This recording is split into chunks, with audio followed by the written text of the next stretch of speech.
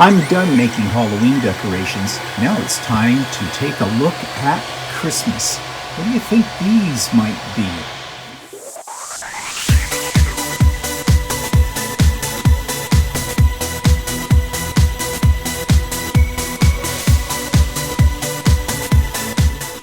Good morning, everybody. It's Stephen here for Bland Designs and the Idiot Quilter, and welcome to my weekly vlog for Monday, October the 25th, 2021. Vlog number 237 and the 595th day of COVID. So I hope everybody's had a good week. I got some unsettling news late yesterday, and I'm going to talk about that in a few minutes. And because of that news, I'm sorry, but this is going to be a little mixed up today, okay? Well, you'll understand, okay? Already I'm starting with that. All right, let's jump right into my current projects. So I finished the Christmas ribbon table runner, and I no longer have it. I am going to insert a little video clip in here showing you what that was. But the reason I don't have it is because I gave it to a friend of mine already. She had requested that I make her a Christmas table runner. This is one of my art journaling ladies. And back when I was getting rid of my crafting stuff, she happened to mention this to me. And I said, well, I'll see what I can do. I found this pattern and decided that, yeah, this would be a good one for her. So I made it and I gave it to her. So I don't have it here physically to show you, but I do have a video clip that I'm going to insert right here, right now. This is a picture of the table runner that I made for a friend of mine who requested that she would like a Christmas table runner. So I happened to come across this kit, and I think I talked about it last week a little bit, but I did get it finished and she already has it, and this is what it looks like. And I think it turned out pretty good. The kit included all of the fabrics for it, so it was a no-brainer as far as picking out colors and things like that. And some people may find this a little on the dark side. Just let me see if I can blow this up a little bit. Yeah, here we go. Because of the dark black background that's in here, but I kind of like it. I think it gives it kind of an elegant look. It didn't take long to make, although there were a lot of little pieces to be cut, as you can see, with all these little cornerstones and sashing pieces that are here, and it is done on point as well. So you've got, filling in triangles here, or whatever they call it, placement triangles, something like that. But I think it turned out pretty good, and I did embroider it, but I not embroidered it. I did quilt it, but I quilted it using a combination of a pattern on my embroidery machine. You can't really tell right here, but it was a little bit more, done in, looks like holly leaves, sort of. You see one peeking right there. And then I did some wavy line walking foot along the border as well with it. So overall, I think it turned out nice, and it's got a new home, and I hope she enjoys it, and I'm sure she will. And I am on a bit of a roll. I thought I was done all my Christmas gifts as far as making them was concerned, but nope, I forgot all about the neighbors. Now, we started doing this a few years ago. We're not particularly social with our neighbors. I mean, they're great neighbors. Nothing against them or anything like that. We say hello, hi, have a little chat with them across the fence, kind of a thing. But we've never really done any more than that. But one year, shortly after they moved in next door, they gave us a little Christmas package, and it was filled with some homemade goodies in it, and that was really nice. And I don't know, I think we gave back. I don't like getting a gift from somebody without giving a gift to somebody. It's just the way I am. I mean, I know I should just say thank you very much. That was very thoughtful, and leave it at that. But I always feel then I need to reciprocate, right? It's just the way I am. So, anyways, last year, no, I think 2 years ago, I gave them some placemats and some napkins to go with it that I had made and everything. And they didn't really know that I was a quilter. And of course, at that point in time, I had just really gotten into quilting. And then last year, I made them a freestanding lace angel, which could be a Christmas tree topper or an ornament. It was quite a big size, and I did show it on this vlog. You probably don't remember. I barely remember, but that was back last year. Well, then I got thinking, what am I going to give them this year? So I made them a quilt. Now, I will admit, this was not a quilt that took me a lot of time. This was a panel. I was in Ultimate Sewing, and Shirley was showing me the new line of Christmas fabrics that had come from Northcott, and I love Northcott's fabrics, and it was a Canadian line. There was Canadian elements, excuse me, Canadian elements in this panel. So I bought it. She was saying to me, because she knew we had just got a long arm, that, this would be a good thing to practice on with thread painting and stuff like that. And I thought about it. I thought, well, yeah, that might not be a bad idea. So I got that, and I got some coordinating fabric to add some borders to it. And that's what I was going to use it for. I was just going to play around with the long arm, and it wasn't going to be made for anybody in particular, and it probably would have been a wreck. Either way. So then I got thinking, well, wait, I could make this into a small lap quilt for the neighbors for Christmas. So I did.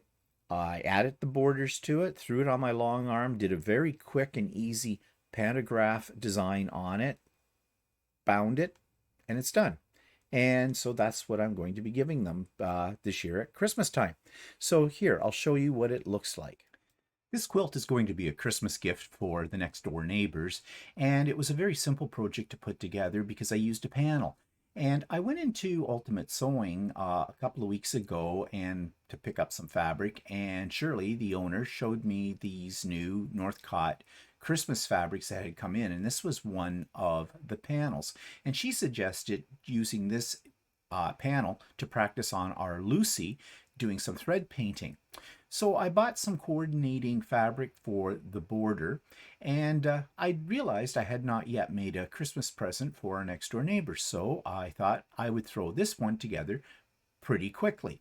So I went into my stash and got the inner border fabric that's there to put around the panel, and then I used the other coordinating fabric that I purchased at Ultimate Sewing and used that for the outer border. And I put it on the long arm and quilted it. And I just used a simple pantograph. I don't have really any Christmas pantographs yet. I should get some of those though. And I saw this swirly one, and I thought this might be appropriate. It would work. It gives it sort of a Christmassy look, I guess. So I did that, and I bound it, and it is done. And it's just a small throw, a lap size, I guess you'd probably call it. But I think that they'll really like it. And I'll just give you a close-up here of the quilting. So there you go. You can see it's just a loopy-loop kind of quilting. And yes, this panel has lots of potential for thread painting, but I didn't want to spend that much time on this because I got some other projects on the go too that I need to get done. So I think this will be nice. I hope they like it. It's very festive. They could throw it over the edge of a chair or something as part of their holiday decor. And yeah, I think it turned out kind of nice. So that's something you can do with panels. So that takes me to the YouTube channel of the week, and this one's a little unusual. It is sort of a documentary series where this individual goes into areas or amongst groups of people that most of us in society would not hang out with, but we're probably curious about what their lifestyle is all about. It's very informative. I'm not sure how accurate it is on terms of journalism, but it's very insightful, and it does certainly give you a lot to think about. So here's my review of this particular YouTube channel. This week's YouTube channel is something a little bit different. It's by a creator called Peter Santenello. I think I have his name correct. And it's a very different kind of YouTube channel. He actually gives it a subtitle, Videos About a World the Media Fails to Capture. And to give you some idea of what he's talking about, if we pull down and look at his list, he has various topics about various groups within our society that, we may not know that much about, and oftentimes are given some very negative stereotypical qualities. He talks about living on U.S.-Mexican border, what it's like, first impressions inside Hispanic Jewish community. Inside LA's most dangerous hoods. Inside New York City's most dangerous hoods. But meeting the Amish. Now, this is the one that got me kind of interested in his channel because he does a whole series on what it's like to be an Amish person and live in an Amish community. And they're probably one of the groups that there's a fair amount of misinformation about and also a lot of stereotypes. I can't help but think of Weird Al Yankovic's video a few years ago about living in an Amish paradise. And if you've never seen that one, you should check it out. But then I'd suggest you check out some of these videos as well to get the true story or impression about these people. But there are other things to here. East New York projects, life inside Miami's most dangerous hoods. So he's got quite a few different types of videos about, once again, groups we may not know that much about. So check out Peter Santenello. I think that's how it's said. So you'll find the link to that YouTube channel in the show notes below. You'll also find a link to Stephen and Walter live this week. And we talked, as usual, about my mother. And I'm going to say a little bit more about my mother, and that will explain why I'm a little down today as well. And what else do I have there? There's a link to the latest episode of The Idiot Quilter where I talk about pantographing. And I just showed you a picture of that quilt I made for the neighbors, and I said I did pantographing on it. Well, I explained pantographing in that particular video, along with some other things, as I usually do. And there is a link to So Chatty, episode 33. Again, more in-depth on things about the long arm, because we just finished taking a course with Tracy at Whirls and Swirls, and it was great. It was an all-day thing, and she showed us a lot of the stuff that you really need to know to keep your machine up and running correctly. A lot of tips, a lot of tricks, a lot of things the manual doesn't talk about as well. And the stuff that we get into with Tracy is applicable, I think, to most long arm machines, whether you have an APQS machine like we do, or one of the other brands as well. So if you're interested in that kind of thing, you'll probably want to check that episode of So Chatty out. And you will also find that there is a Zoom link, advance notice, for Craft and Chat. Yes, it's hard to believe, but we're almost at the end of October. This coming weekend is Halloween, and we're into November then. So the first Wednesday of every month is Craft and Chat, as you know. So I have already put the Zoom link up for that. Don't go there this Wednesday because it's not live then. It's a week from this Wednesday, November the 3rd, starting at 1 p.m. and going to 4 p.m. Eastern Standard Time. Those of you that know about it, know about it. And I think most people know about it. All are welcome. If you're not working or something like that, you have the free time, then join us on November the 3rd for, 3 hours of just getting caught up on your projects and some light conversation. And as I've said many, many times before, I always learn something. I'm always inspired by the other people that come to Craft and Chat. We're not a huge group, but all are welcome. And you don't have to be there right on time, and you can leave whenever you want to. It's up to you. It's very, very informal, no drama. So the link for that is in the show notes below, and it will be in all my videos this week and in next week's videos before November the 3rd. Okay, so that takes me to what's pissing me off this week. And this is why I may seem a little scattered. And I'm doing my best not to be scattered. And I'm really trying to be focused as I do this recording today. I had said on Stephen and Walter Live that my mother was doing better. Now, when I say better, better doesn't mean, suddenly she's up and running amok and doing the hoochie coochie dance and everything like that. No, nothing even close to that at all. But I told you before I went in a week ago when she had been in the hospital briefly. They found nothing wrong with her really. Her oxygen level was low. Went in to see her on the next day. She was like a zombie.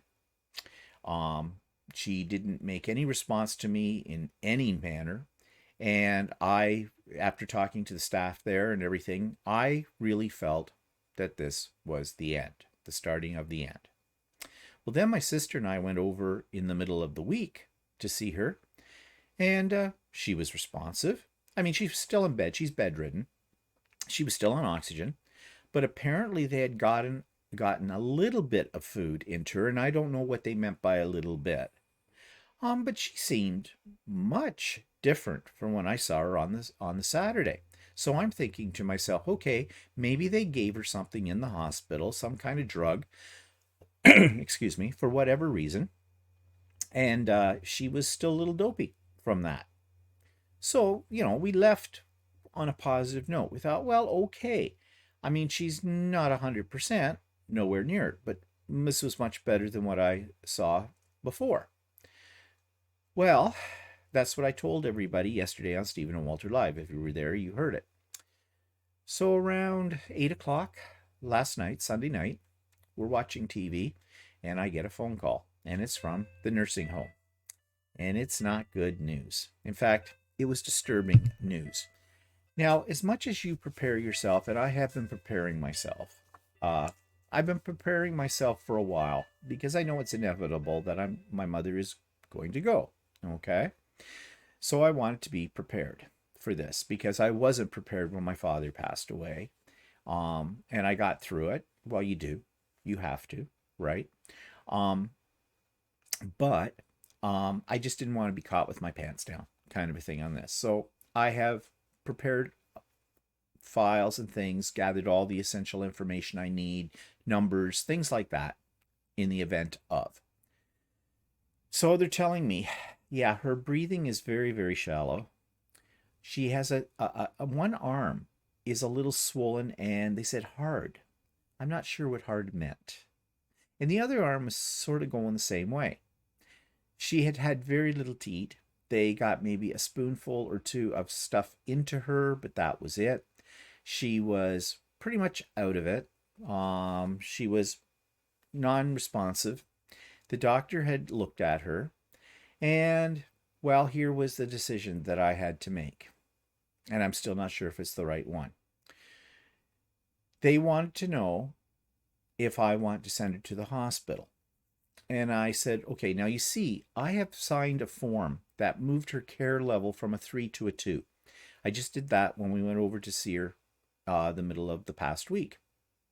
And that was by the recommendation of the nurses at the nursing home. And basically what that says, from what I gather, is if something like this, which is occurring now, happens, it's my decision as to whether or not I wanted to go into hospital or to keep her at the nursing home, and they would look after whatever tests they needed to do and keep her comfortable and everything like that. Well, that's a hard decision you have to make. I wasn't really thinking that I would have to make any decision, especially this soon, but I did. I'll say this, the doctor and the nursing staff there were not that helpful with this. Well, okay, to be fair, they know what's going on. They've seen this kind of thing many, many times before. But they can't tell me that my mother is dying. Okay? They have to give me options. And the options they gave me are basically, okay, do you want to send her to the hospital where they'll put her through a lot of tests again and see if they can figure out what's wrong with her and put her through very traumatic stuff? That in itself might kill her. Okay, she's very, very frail. Or do you want her here at the home? We'll look after her, we'll keep her comfortable, and basically what they're saying, keep her comfortable up to the inevitable end. I don't like making decisions for other people, but I guess I have to. It's my responsibility, I guess. I don't want this job. I never did, but I've got it. Okay, so man up. So I said I would rather she stay at the nursing home. And here's my reason why. And you may think that I've done the wrong thing, and maybe I have. I don't know. My feeling is this. She just went to the hospital. She's been to the hospital twice in 2 months because of this low oxygen thing. They've run their tests, they've done their x-rays, and they come with the same conclusion each time. They can't find anything physically wrong with her. And I know that. It's mental. You've heard me talk about this before. When my father passed away 7 years ago, my mother went into a state of depression. She's never come out of it. She's been treated for it with chemicals, okay, with drugs. That hasn't really helped. My mother just gave up at that point. And because she gave up mentally, her body is giving out. It's giving up too. There's nothing I can do about that whatsoever. There's nothing anybody can do about it. So I said, oh, this is not good. So that was a call from the nursing home right there. I was telling you about care levels. Well, we've just moved her to level 1. Level 1 is palliative care. So they gave her something during the night because her face was grimacing and whatnot, and they said that seemed to help. Well, basically, whatever it was they gave her was a relaxant, I guess. So, yeah. So back to what I was saying. Well, that says it all, doesn't it? I decided not to send her to the hospital because I'm pretty sure they're not going to find anything with her. I'm pretty sure that this is probably, who knows, maybe later today I'm going to get a call that's going to tell me that my mother is gone. And I have a lot of mixed feelings about this, okay? I'm not weepy. I'm not sad, okay? I mean, my mother's 81 years old. She's been going downhill for 7 years. I've tried everything. Back in the early stages of this, I tried to get her interested in other things. That was before she went into the nursing home. I've been there. I've been there every step of the way. And I'm at my end. I don't know what more I can do. I can't. It's in God's hands, or whatever great organizing spirit there is in the universe. It is what it is.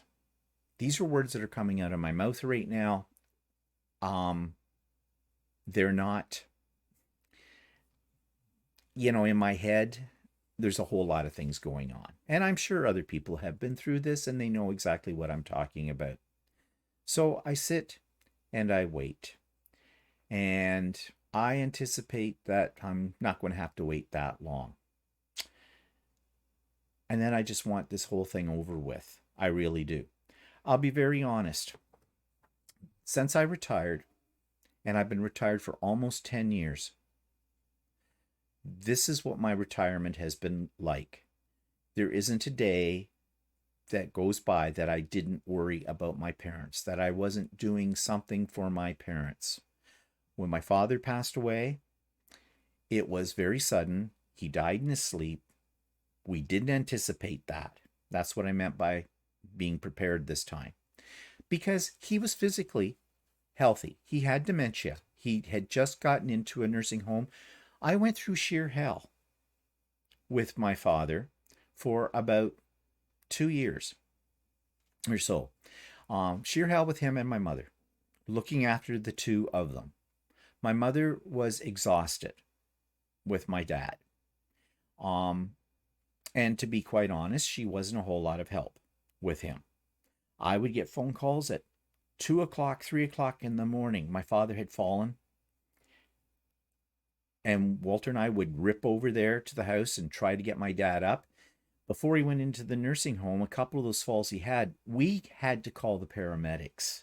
My father was a very stocky man. He was my build. But picture me about 25, 30 pounds heavier. Okay. And well, I'm not that skinny. So, and we just couldn't lift him between the two of us at all. So I'd have to get the paramedics and they'd check him out and the whole bit. He was having delusions because of the dementia. I had to get relief for my mother.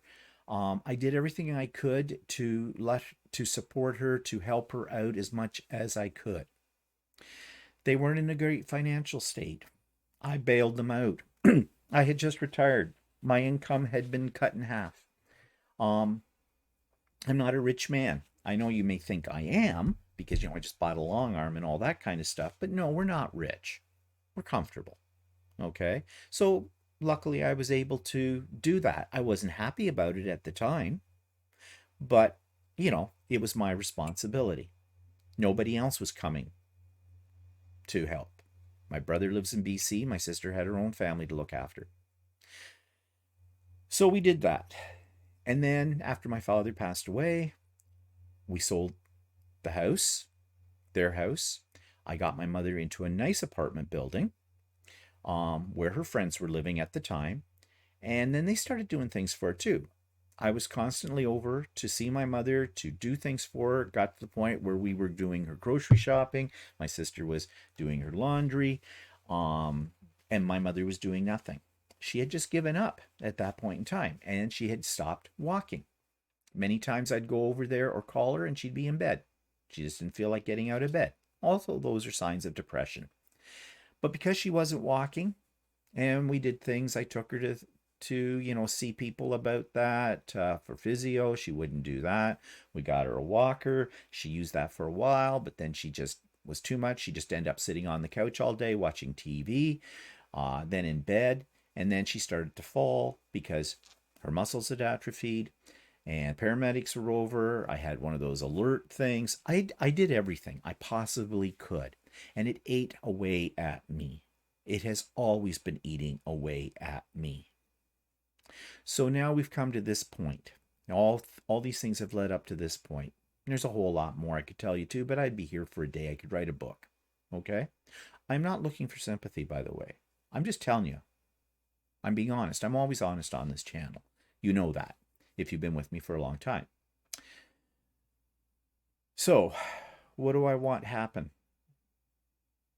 I want her to pass as peacefully and as quickly now as she can. I know that's probably going to sound heartless to many of you out there, and I'm sorry if it does, but I'm being absolutely honest. Because then I don't have to worry about her anymore. I don't have to think about her every hour of the day and how she's doing and what more I need to do.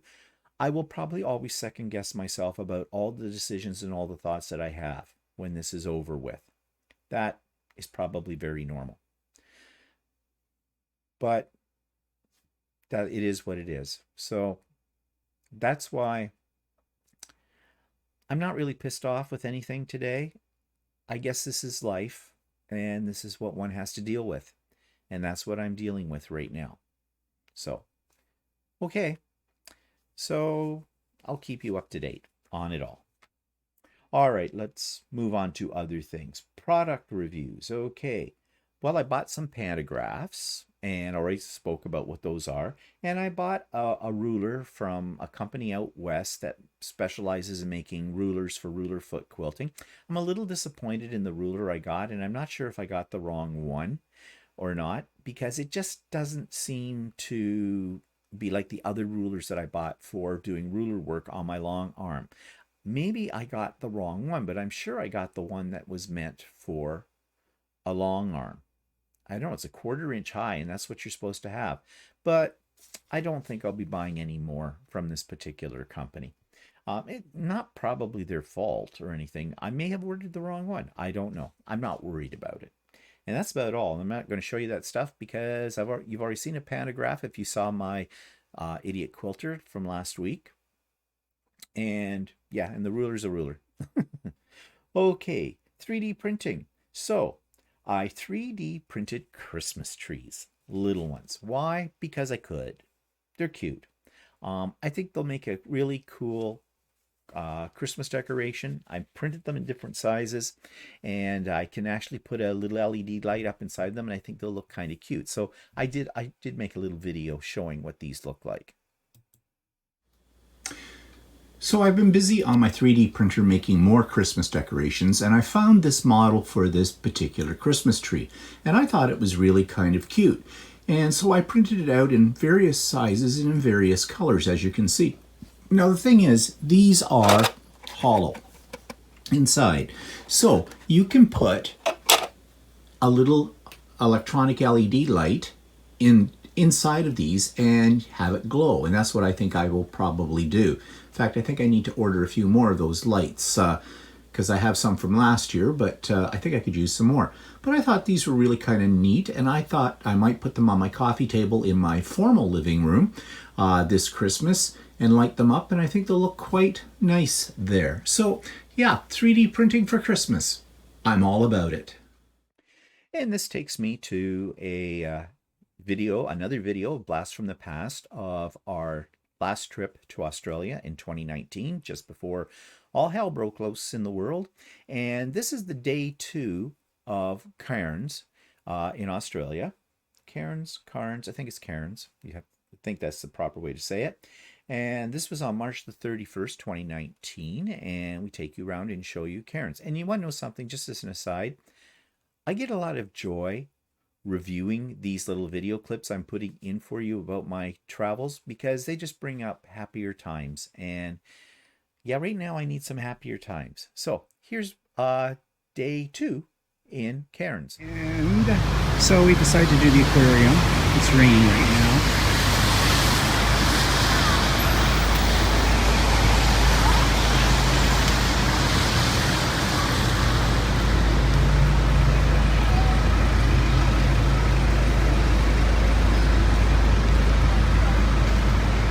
So we're going to go inside the aquarium. So we're inside the aquarium. You've got your standard fish floating in water. There's a fish. Jungle perch.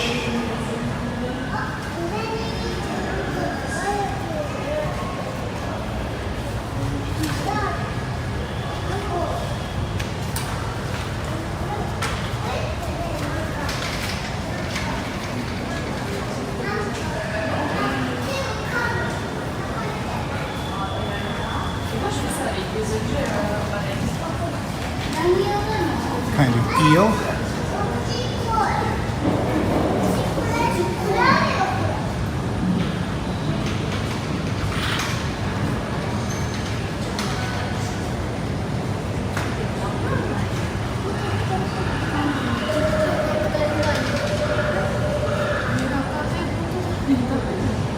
Two eels. I don't know.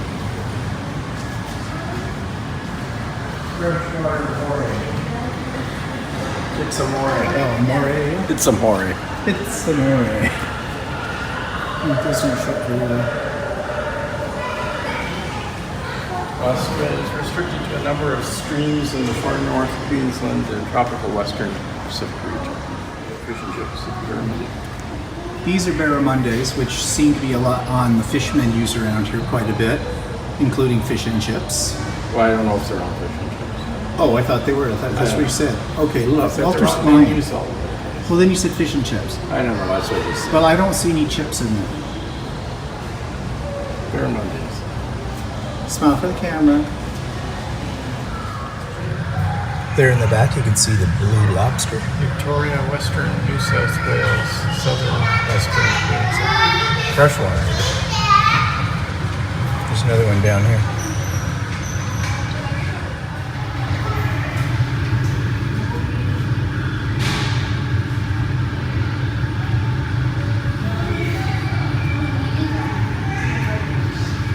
Red claw, but great fish.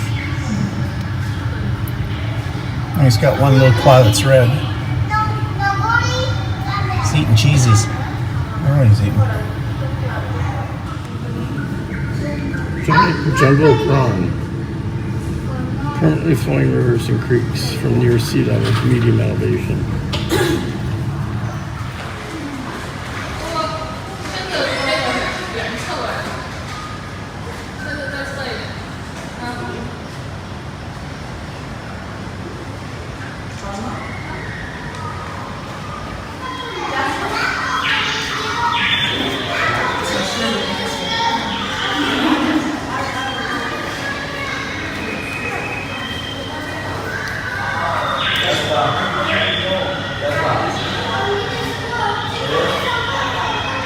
Okay.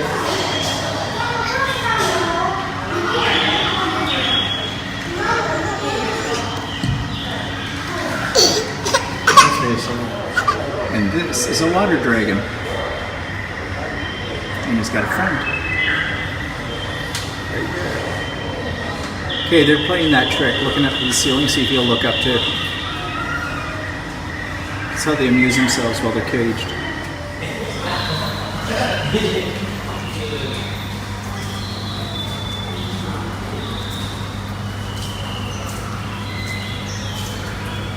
Is that one of those? What is it? I don't know, something, they're on the wall. Some kind of frog. That's on the roof.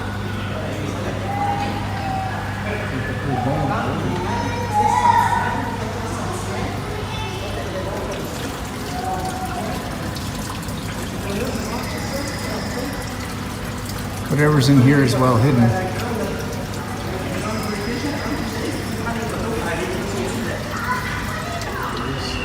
Lakes and swamps and marshes. Spotted scats. And common 20-foot.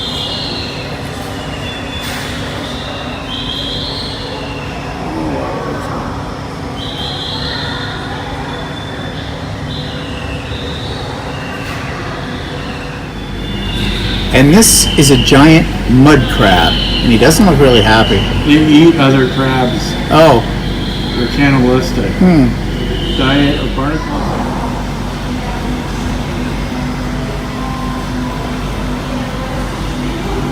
What is he, a crab or a...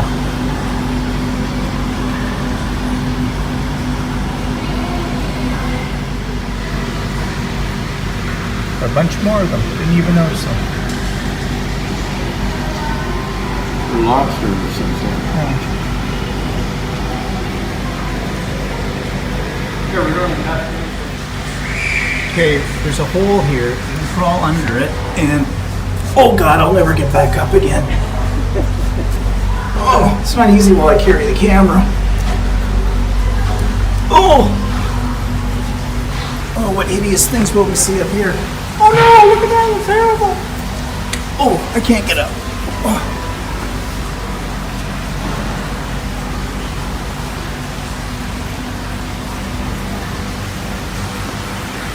Smells fishy. Yeah, it does. What are these? Some kind of like stingray type things? Stingray type things.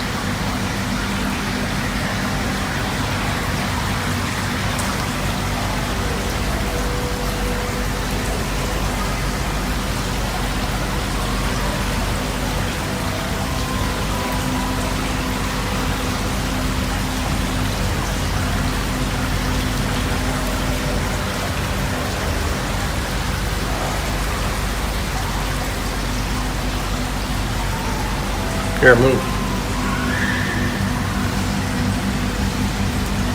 He's posing.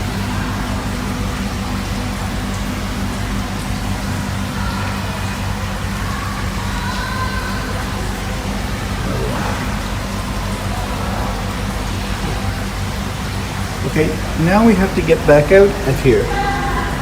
Oh, I don't know if I can.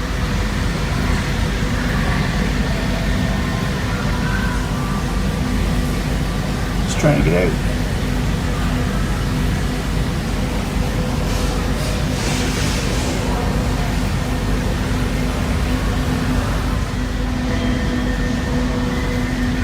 They're so pretty.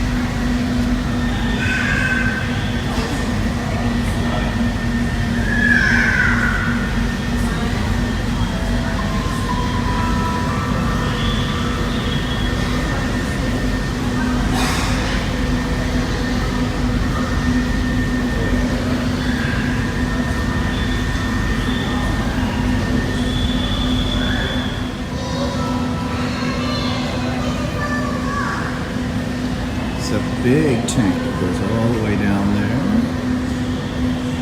all the way up here.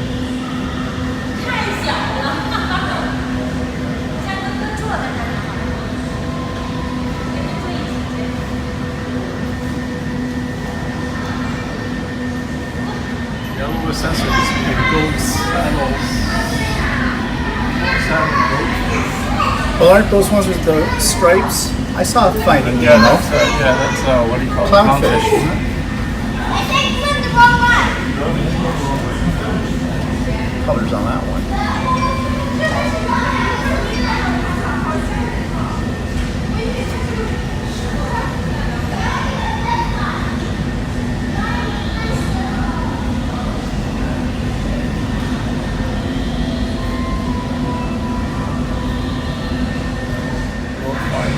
Doesn't say what that one is.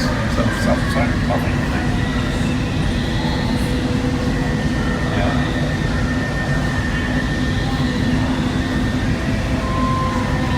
If you look at the face, sunlight.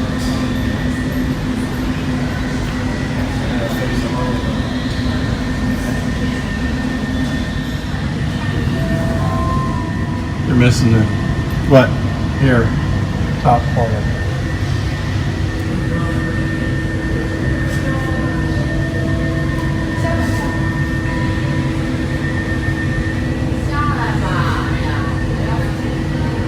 The stonefish. Blends in with the rocks.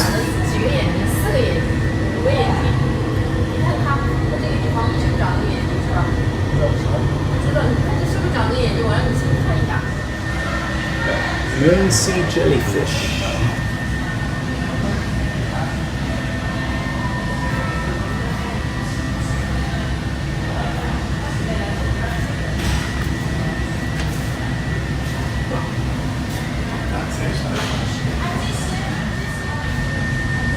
This is the olive. Venomous snake.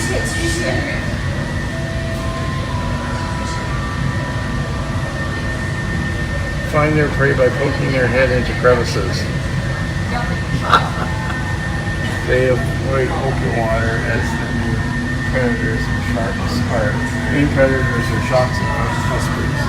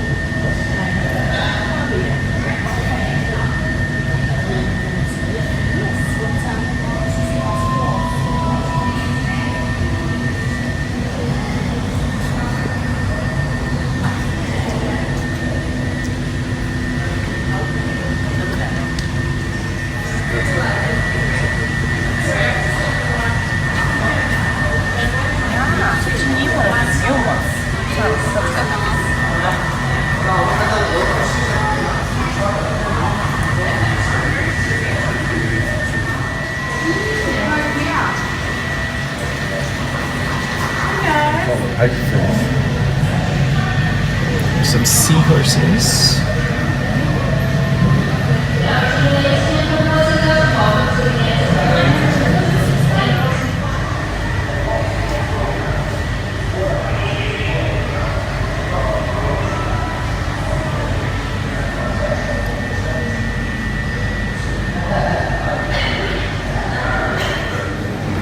We're now inside the tank.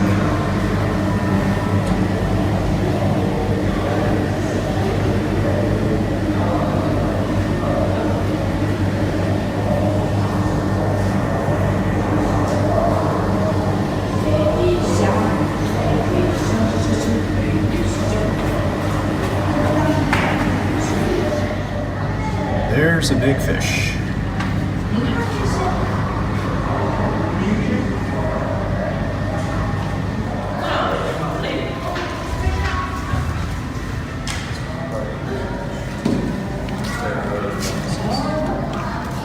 There's a stingray.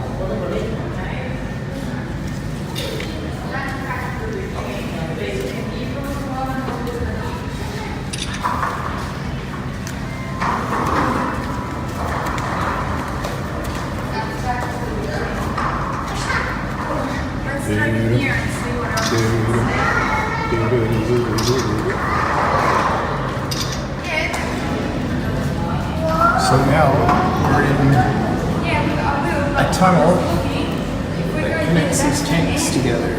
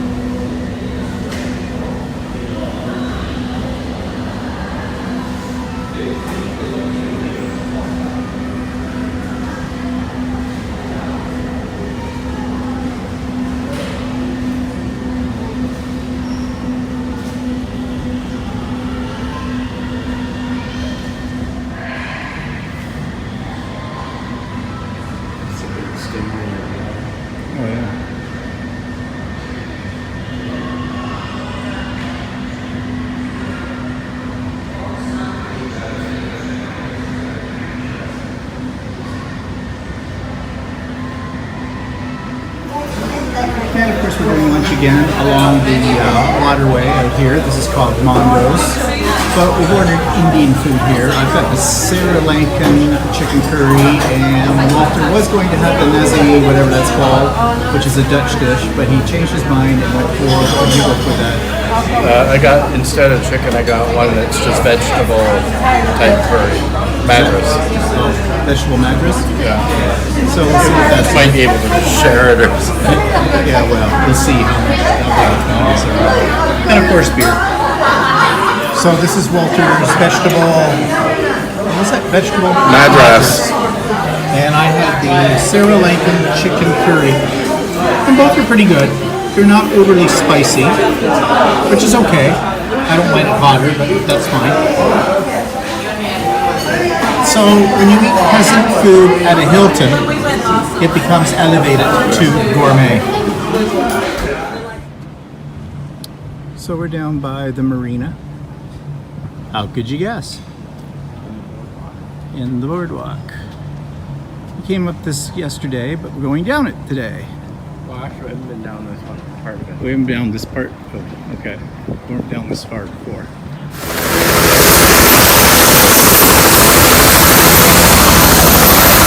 Here, you can take a helicopter to the Great Barrier Reef.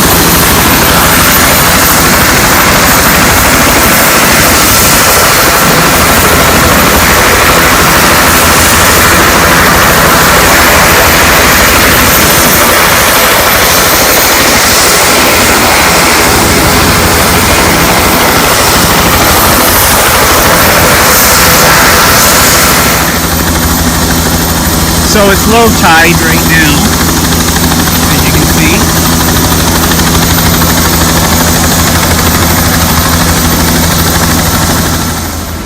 So there's another little shopping center down here with restaurants and bars and things. We'll see how big it is. I'm not anticipating this is very big because it's attached to a hotel. But we're going to check it out, see what there is to see. Not a heck of a lot in here.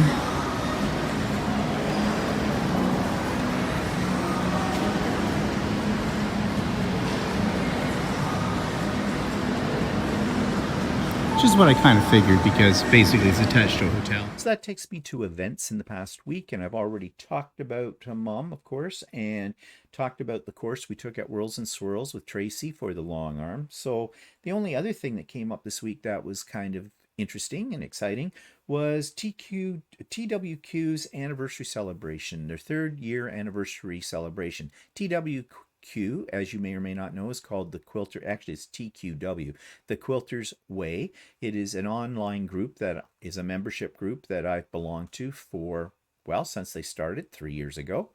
And I enjoy it quite a bit. And so Kim Jameson Hurst, who is the owner operator, her and her husband Gary, of the Quilter's Way. They are out in Calgary, Alberta, and you've heard me talk about them before. And recently they were out here on a trip to Ontario, and they were over for dinner because they are originally from Ontario. They had a little celebration for their anniversary, and it was also to make new other people aware of this group. She's basically doing a bit of a membership drive as well, but it was kind of interesting. She did most of it as Facebook Lives. And so if you go to Chatterbox Quilt's Facebook page, you can see those videos because Kim posted them after the fact that she made. And if you are a quilter out there, I really strongly recommend that you check out the Quilter's Way. Just do a search for it in Google, you'll find it, and check it out. And you can get a free trial membership to see what it's all about. Now, I'm not sponsored by them. I don't get any money back. I only tell you about things that I believe in, that I've used myself primarily and that I like. And this is one of these groups that I think is well worth the membership fee, which is very, very small. It's definitely will not break the bank for anybody. But I would suggest you check it out because it is great. I have learned so much from that group, and I've made some really great friends on there as well. I really love it for the social component more than anything else. And, during COVID, we've needed that social component in a safe environment, and it was definitely safe because it's all done virtually. So you may want to check that out. Okay, so what's coming up? Well, the main event we know what that would be, but there's also Craft and Chat, which is not this week, but the week after, November the 3rd. And, well, I don't know. The rest of this week is kind of up in the air. So, yeah, so, okay. So I guess that's it. No sense rambling on here. You've got things to do. I've got things to do. So let's go do them. I hope you have a great week, and we'll see you next week for another vlog. Bye-bye for now.